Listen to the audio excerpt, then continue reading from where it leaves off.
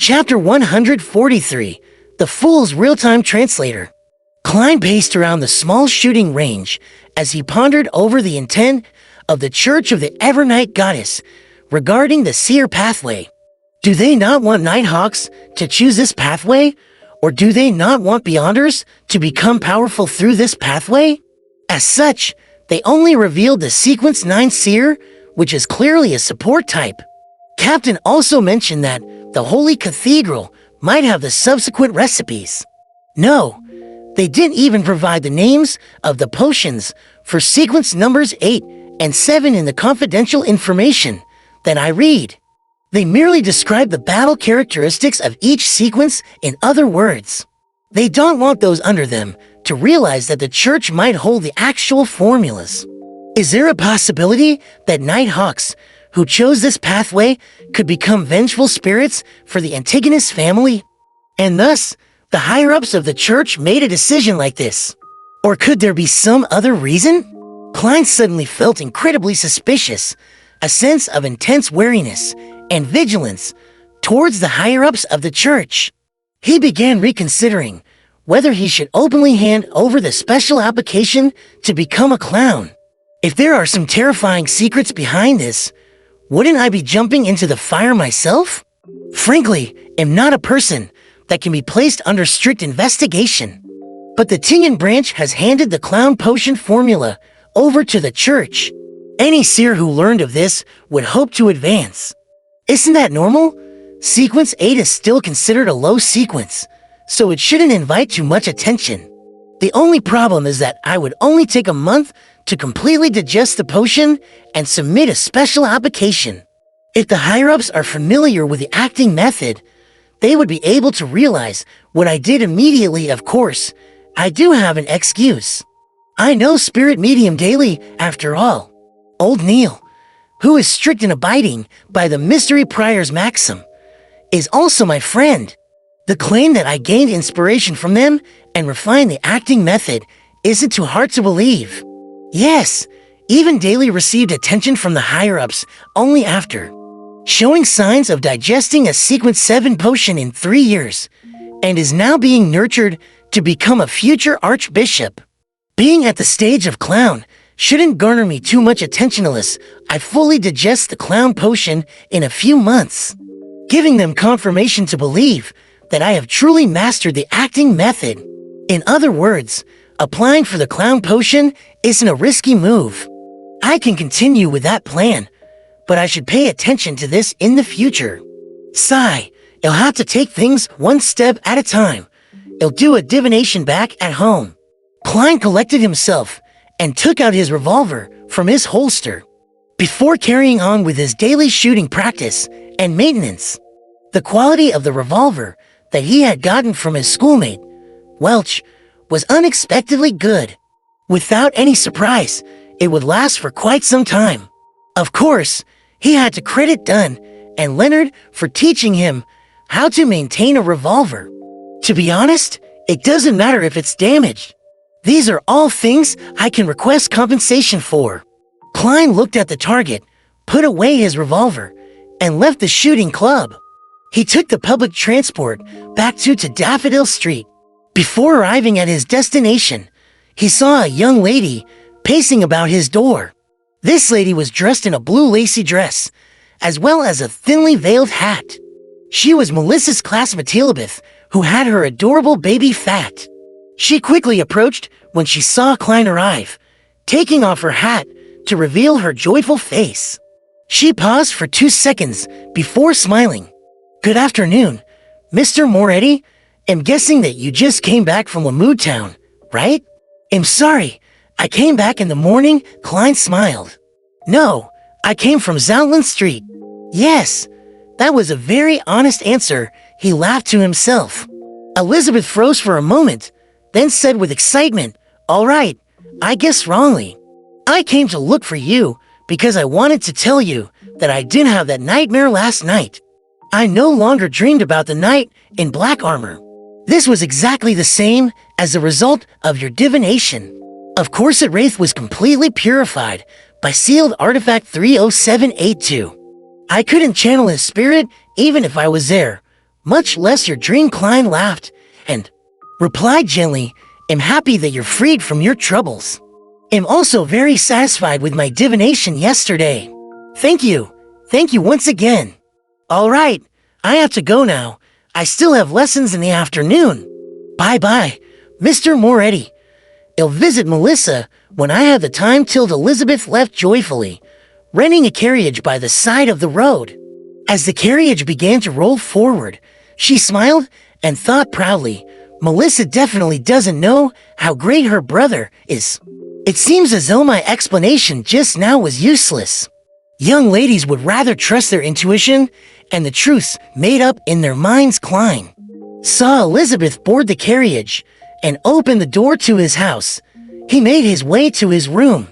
He rested for a while before he began to consolidate everything that had happened over the past week, including the questions he had yet to resolve. After completing the task, he burned his notes, took out his pocket watch, and opened it. 2:30.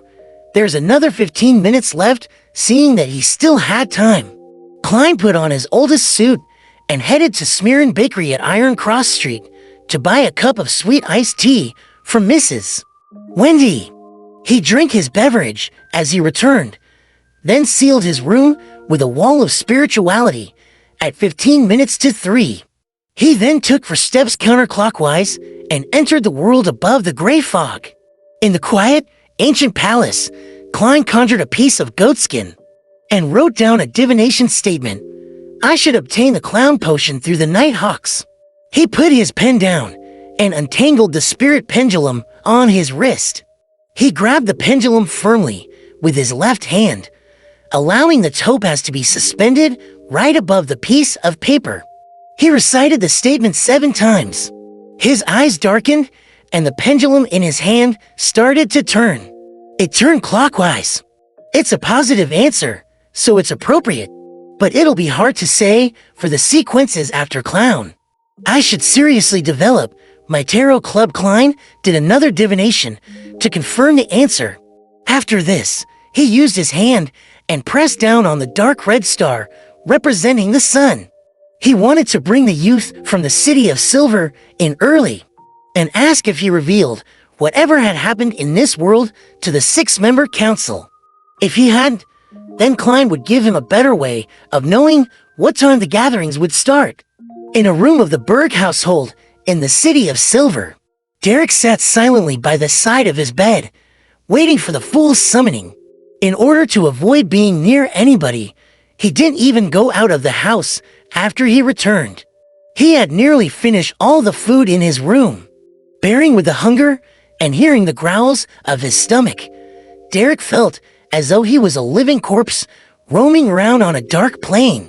However, he remained silent, nor did he stand. At that moment, he saw a dark red color spread in the air, quickly swallowing him. The gray, boundless, cold, lonely world appeared in his field of vision once again. Seated at the seat of honor, the fool, who was obscured by the thick fog, presented himself in front of him once more.